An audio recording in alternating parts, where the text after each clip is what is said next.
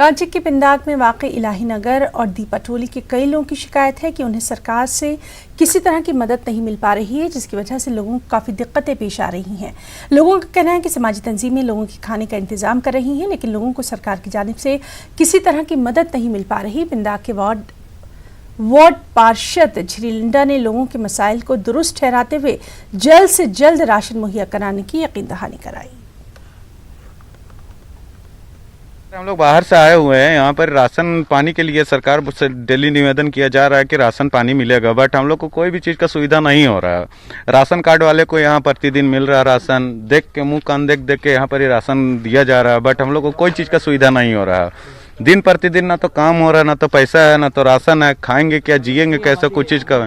इसमें आबादी तो लगभग सर 10,000 प्लस हो गई है मोहल्ला। 1,000 आदमी को मिल रहा और 9,000 आदमी को नहीं मिल रहा, तो समाधान इसका कुछ निवारण चाहिए सर हम लोग को। हालात तो बहुत खराब है, इसलिए हम लोग का राशन कार्ड भी नहीं है, लाल कार्ड नहीं है, कुछ भी नहीं मिलता है।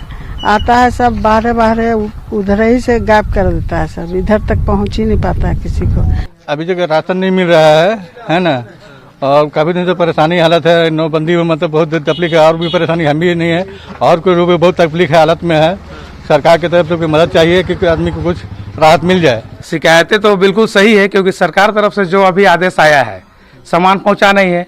हम लोगों को 10,000 रुपये मिला है और 10,000 रुपये में पॉसिबल नहीं है। मैं अपने स्तर से अभी 50 पैकेट मंगवाया हूँ, पैकेट बन चुका है, और चारों तरफ मैं और मेरे लड़के लगे हुए हैं, सही लिस्टिंग कर रहे हैं। क्योंकि इसमें मैं वार्ड की जनता से भी अपील करना चाहता हूं कि आज इंसानियत दिखाने का टाइम है। जिनके पास है वो बिल्कुल भी नहीं आए, जिनके पास नहीं है उनको एकदम देने के लिए मैं वादा करता हूं कि मैं अपने वार्ड में एक भी आदमी को भूखा मरने नहीं दूंगा, क्योंकि मेरा खुद का टारगेट है। मैं अपने पैसे से भी कर रहा हूं और करूंगा।